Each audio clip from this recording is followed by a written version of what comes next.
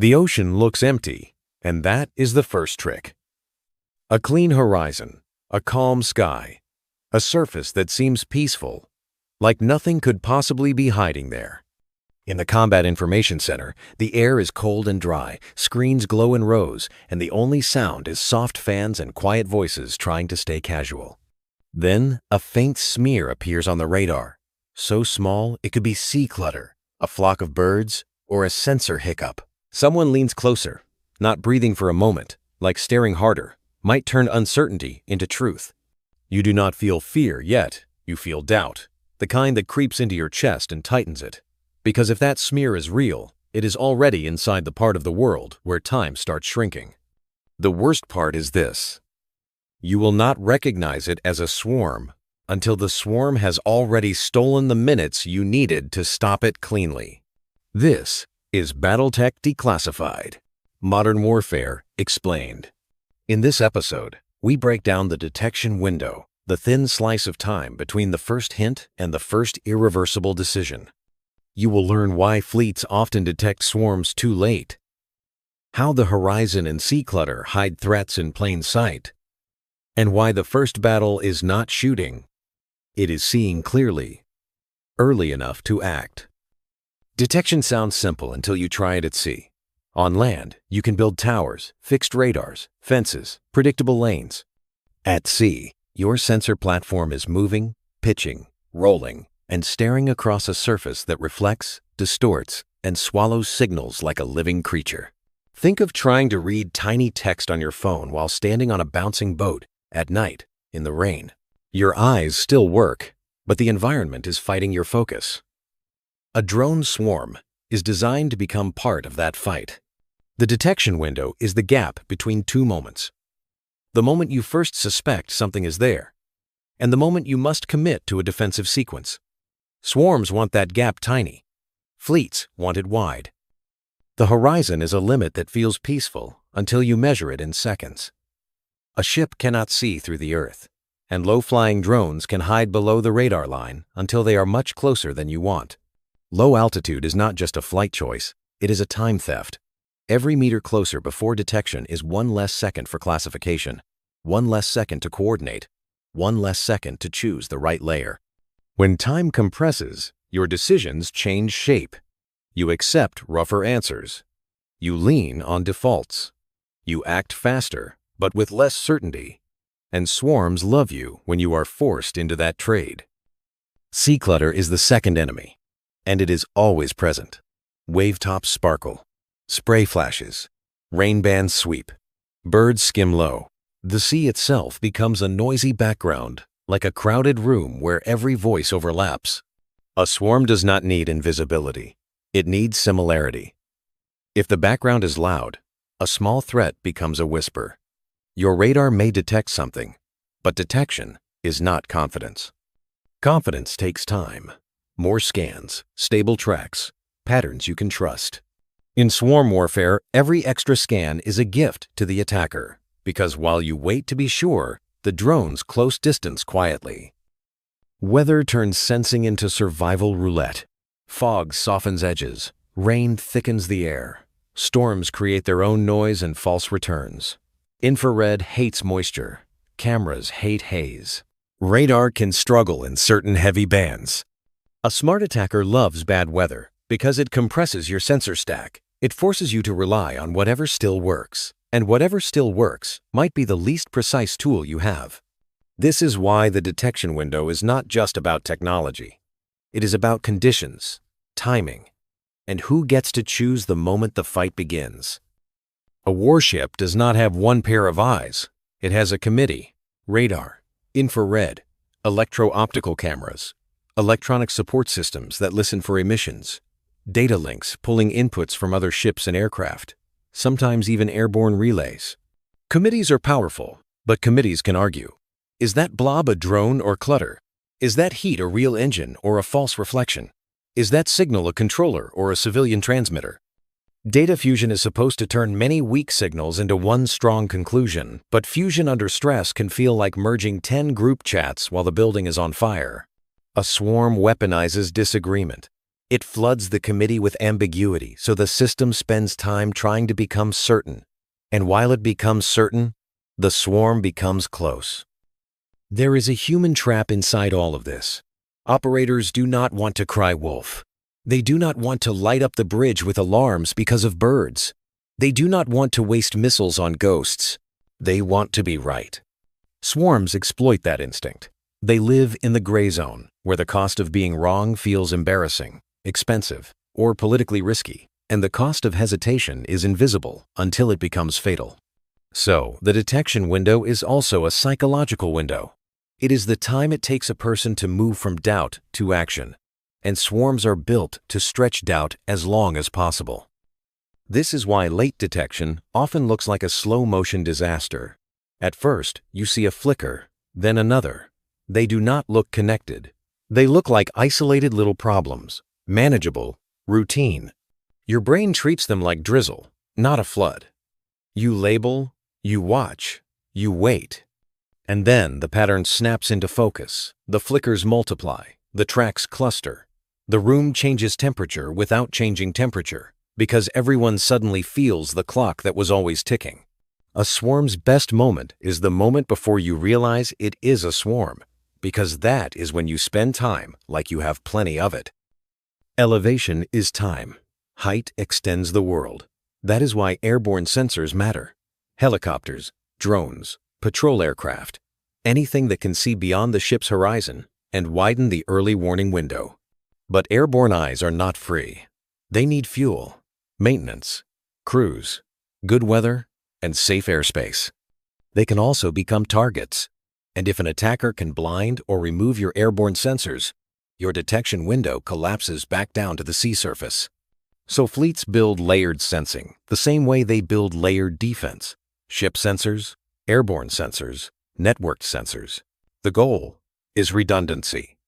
And swarms often aim for the weakest link in that redundancy.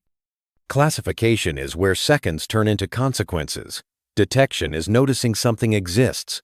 Classification is deciding what it is. Bird, drone, decoy, missile, unknown. Automation can classify fast, but automation can be fooled by novelty and clutter. Humans can correct mistakes, but humans can be slow when confidence is low. Under swarm conditions, you get a dangerous dance. The machine is fast and sometimes wrong. The human is careful and sometimes late. A swarm thrives in that gap. It makes the defender argue with their own tools, and every argument is distance eaten. There is also a bandwidth ceiling, and it is cruel. How many tracks can your system hold with high confidence at once? How many can it update quickly? How many can it share across the fleet without delays? When track count rises, picture quality drops, like a video call that starts crisp and then becomes blocky when too many people join. You still see movement, but you lose detail. And detail is what tells you decoy versus killer. A swarm can degrade your awareness without firing a shot. It turns your world low resolution, and low resolution decisions are expensive decisions. Episode 1 taught us saturation math, arrivals per minute versus stops per minute.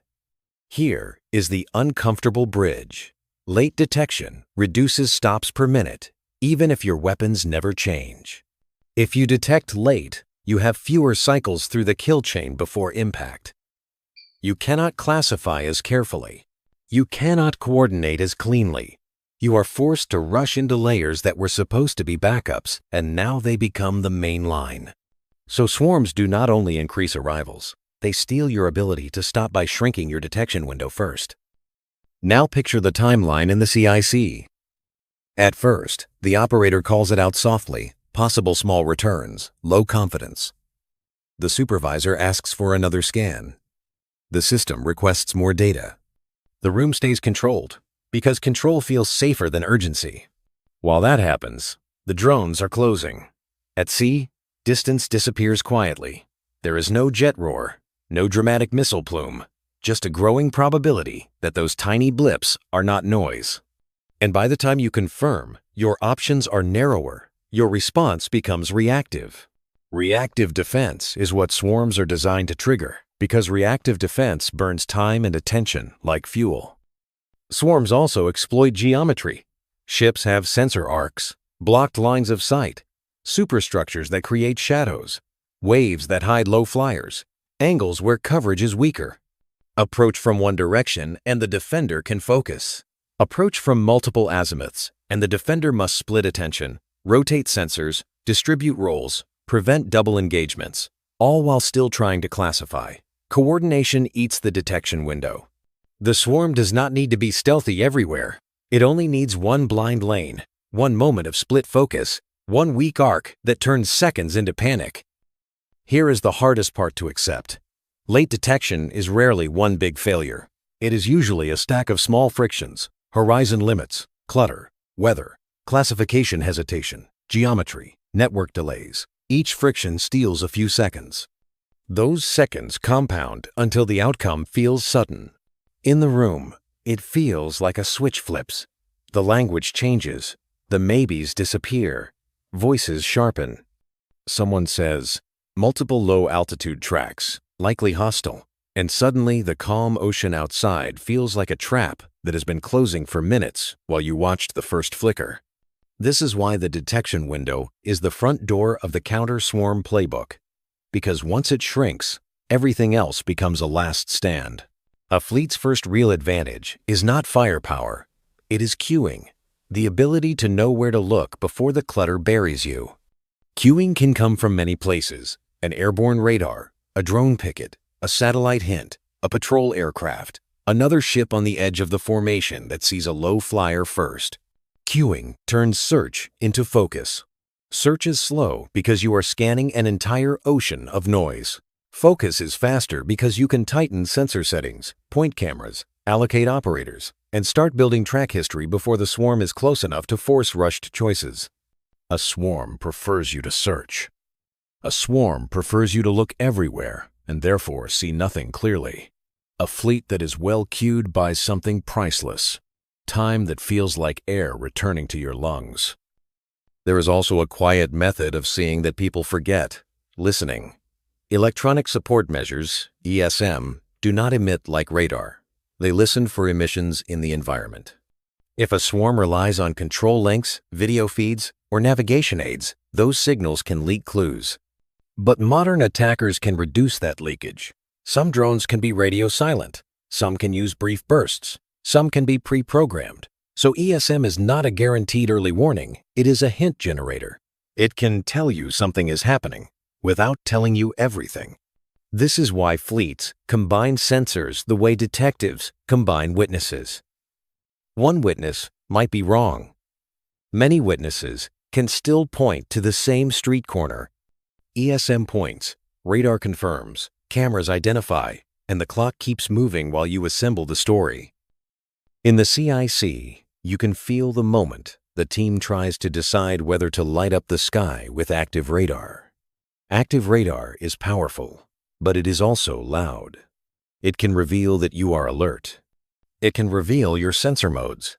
It can become part of the enemy's map of you. So fleets sometimes manage emissions carefully. A posture often described as keeping things quiet unless necessary. Quiet posture can reduce how much you reveal, but it can also make detection harder if you rely too much on passive cues. A swarm can exploit that dilemma. If you stay quiet too long, you see late. If you light up too early, you might give the attacker information about how you search and what triggers your alarms. Either way, you pay, and the payment is usually time. There is a specific kind of late detection that happens in busy seas when the ocean is filled with normal life. Fishing boats, merchant ships, small craft, distant aircraft, birds, waves. Everything is moving. Everything generates something on a sensor somewhere. In that environment, the defensive team becomes a librarian in a loud school hallway, trying to find the one page that matters, while hundreds of pages are being tossed around. You can still do it, but you do it slower, and swarms love slow. This is why attackers often do not need perfect stealth. They can hide inside normality. They can blend their approach with traffic lanes and clutter, and the brain's natural desire to categorize noise as harmless. Tracking is not a snapshot, it is a movie. A single radar hit is a suspicion. A stable track over time becomes something you can act on. The problem is that stable tracks take time to build, and low-flying objects can dip in and out of detection, behind waves, behind clutter, behind geometry. The track flickers. The system drops it. The operator reacquires it. Every flicker is a new argument about what is real. A swarm can be designed to maximize flicker, not by being invisible, but by staying close to the edge of what your sensors can reliably hold. It is like a person walking in and out of fog, never clear long enough to be confidently identified. When fleets miss early signs, it often looks like this. The first few contacts appear scattered. They look unrelated. A handful of small returns, low confidence, nothing screaming danger yet. Humans are pattern machines, but patterns require enough points. The swarm knows that. It arrives in a way that delays the pattern in your mind. And while you wait for the pattern to reveal itself, the swarm is building the pattern in the real world, distance shrinking, angles tightening, options narrowing. Then the cluster forms, the tracks multiply. The word swarm finally enters the room, and that is usually the moment you realize you were already late, not because you saw nothing, but because you treated early clues like trivia. This is where automation can help, and where it can hurt. Automated classifiers can flag anomalies quickly, and that speed can widen the detection window. But automation can also throw false positives, especially in clutter. And false positives teach humans a dangerous habit: ignoring alerts. If the system cries wolf too often, the operator becomes numb. So fleets tune thresholds. They decide how sensitive they want their alarms to be. Higher sensitivity catches more, but creates more noise. Lower sensitivity reduces noise, but risks missing low-signature threats. There is no perfect setting, only a choice that matches the threat. And swarms try to arrive on the day your settings are wrong. Network sensing should make all of this easier. If one ship sees something, everyone should know. If an aircraft has a better angle, the fleet should benefit. But networks have friction, bandwidth limits, delays, message queues. Under a rising track count, networks can get congested, and congested networks behave like traffic jams. Everything still moves, but nothing moves on time. A swarm can create congestion without jamming anything, simply by forcing the fleet to push too much data too fast. And if the shared picture arrives late, the fleet fights like a group of individuals again, each ship rebuilding the same understanding in parallel, wasting time. You can hear the difference between early detection and late detection in the language used on the net. Early detection sounds like calm preparation, possible contacts, sector bearing, set posture, confirm with cameras, raise airborne eye. Late detection sounds like compression, multiple tracks, low altitude, uncertain, classify now, allocate now. The words get shorter because time got shorter. That change in language is the detection window closing. It is the moment planning turns into reflex. Reflex can save you, but reflex also makes you predictable. And predictability is what swarms exploit once they understand your thresholds. There is a tactic that appears again and again in modern defense. Push the sensor line outward, not just upward. Outward. You place a ship or an aircraft as a picket, a forward observer that exists to see first. Pickets buy time, but they also carry risk. They can become the first target. They can be isolated. They can be jammed or pressured. And if the picket fails, the fleet loses the very thing it needed most: early queuing. So the counter-swarm playbook treats sensing assets like crown jewels. Protect the eyes, protect the links, protect the people who interpret the first hints. Because without that, the fleet is forced to see the swarm only when it is already close enough to be loud.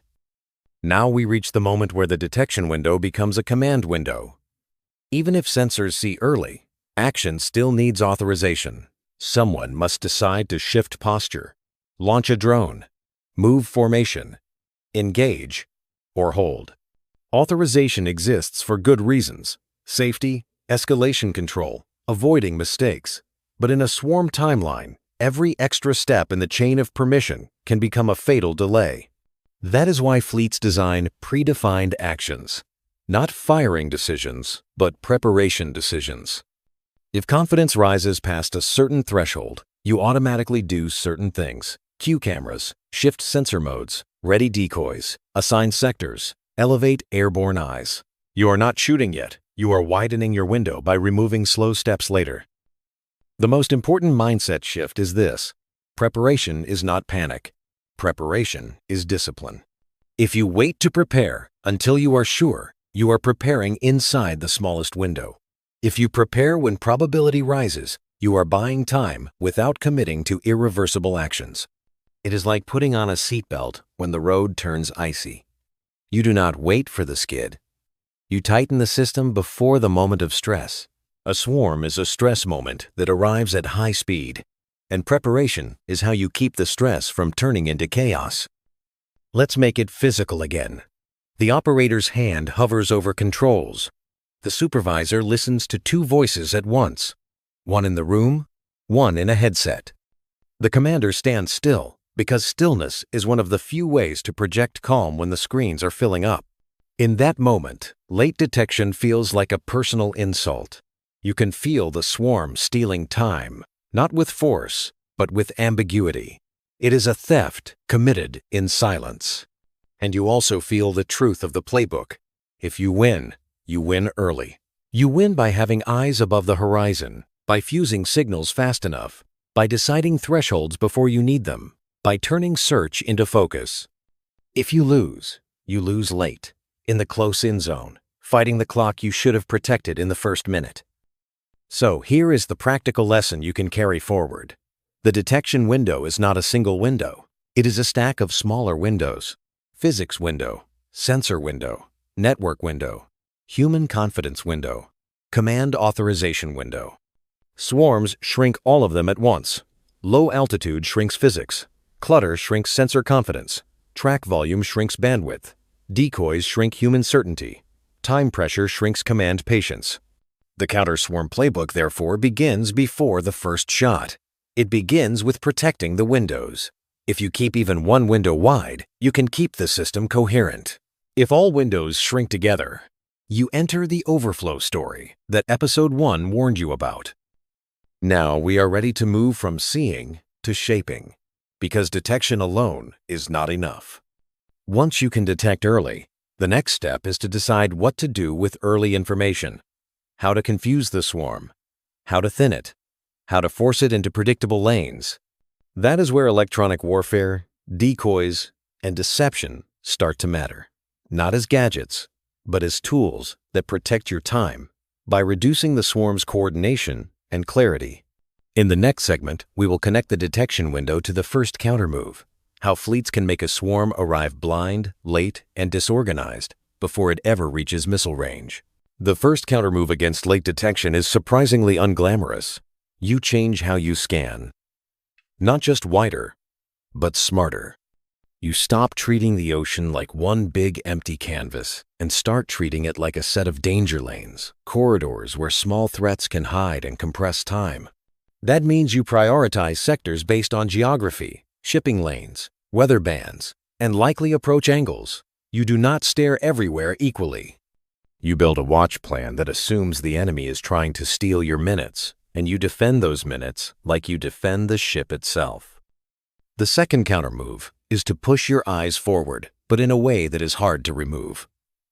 Airborne sensors are powerful, but they can be grounded by weather, fatigue, or risk. So fleets add layers: ship-based drones, helicopters, cooperative ships, and sometimes even off-board sensors that can cue you without needing to be near the fight. This is the logic of redundancy. If one eye blinks, another eye is still open. A swarm tries to win by making your world go dark at the worst possible time. Redundancy is how you refuse that deal. There is also a training layer, and it matters more than people admit. Operators must learn what early swarm looks like, not the dramatic cloud of drones, but the weak hints before the cloud forms. A few low-confidence flickers, tracks that appear and vanish, returns that behave like something trying to be noticed, or something trying not to be noticed. In training, the brain learns a library of patterns. In real life, the brain recognizes faster. That recognition is time, and time is capacity, and capacity is survival. The fleet also needs a doctrine for uncertainty, not a doctrine for perfect identification, a doctrine for what you do when you suspect but cannot prove, because swarms thrive in the gap between suspicion and proof. This is where posture changes matter. If certain cues appear, you shift sensors, you ready decoys, you allocate sectors, you raise airborne eyes, you tighten coordination. You do not need to fire to start winning. You start winning by reducing the number of slow decisions later. Now let's talk about a subtle mistake. Many defenses assume the first moment of danger is the first moment of engagement. But in swarm warfare, the first moment of danger is the first moment of ambiguity. If the swarm can keep you ambiguous for 2 extra minutes, it can arrive inside your comfortable response zone.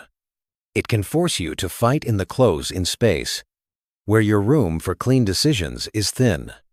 Ambiguity is not just uncertainty, it is the attacker's chosen terrain. This is why the phrase "detect too late" can be misleading. Often, the fleet detected early, but treated early signs as low-priority noise. The real failure is not detection, it is interpretation under Clutter. Interpretation is where human instincts collide with modern threats. The instinct to avoid false alarms, the instinct to wait for confirmation, the instinct to assume normality. A swarm exploits those instincts the way a pickpocket exploits a crowd, by being close enough to matter before you realize you are being targeted.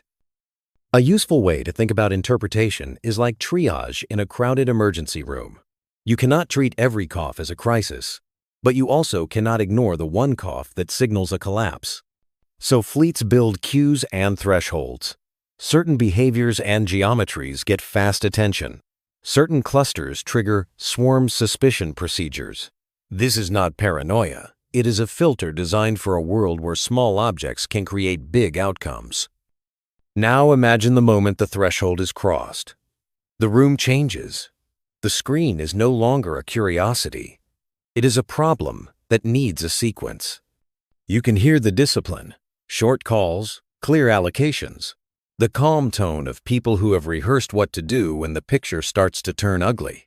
That rehearsal is the counter to late detection. Not magic sensors, but rehearsed transitions. Search to focus. Focus to classification. Classification to posture. Posture to coordinated defense.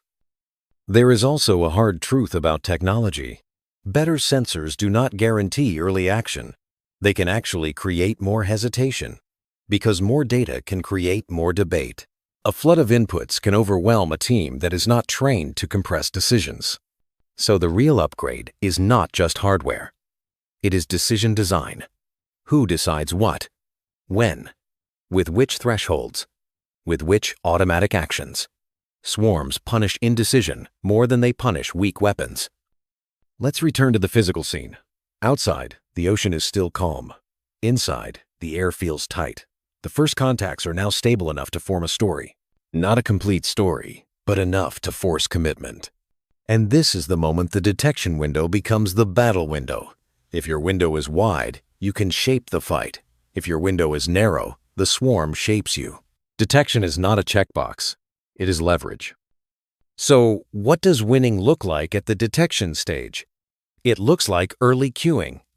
It looks like fewer unknowns. It looks like the fleet acting before the swarm arrives in volume. You tighten the net while the threat is still far enough that you have choices. Because the most expensive mistake in swarm defense is to wait until the only remaining choice is the last line. Late detection is the quiet path to that mistake. Now we can lock in the key takeaway. The detection window is not one thing. It is many windows stacked: physics, sensors, network, human confidence, command authority. Swarms shrink all of them at once. Low altitude steals physics time. Clutter steals confidence time. Track volume steals bandwidth time. Decoys steal certainty time. Pressure steals command patience. Protecting the detection window means protecting the entire stack. If you want one mental shortcut, use this. When you evaluate a fleet's ability to survive swarms, do not ask first about missiles or lasers. Ask, how early can they see? And how quickly can they turn seeing into coordinated action? Because every layer of defense depends on time. Time to classify, time to allocate, time to engage, time to re-engage. A swarm is a machine built to steal time. A fleet must be built to protect it. Back in the CIC, the first wave is now real enough to name. The team is no longer debating whether something exists. They are debating what the enemy believes, what the enemy sees, what the enemy is trying to make you do. And that is the shift that matters. You move from passive sensing to active shaping. You stop being a camera. You become a strategist. Because once you can see a swarm early, the next question is how to make the swarm see you badly. That brings us to the next episode, because detection is only the front door. Once you have early warning, the smartest move is to attack the swarm's clarity, to break its coordination, to make its guidance unreliable, to turn a synchronized cloud into a confused trickle. In S2E3, Signal War, we break down how electronic warfare can blind, distort, and mislead a swarm, and why jamming is not a magic off switch, but a tool that buys you the one resource swarms hate most: time.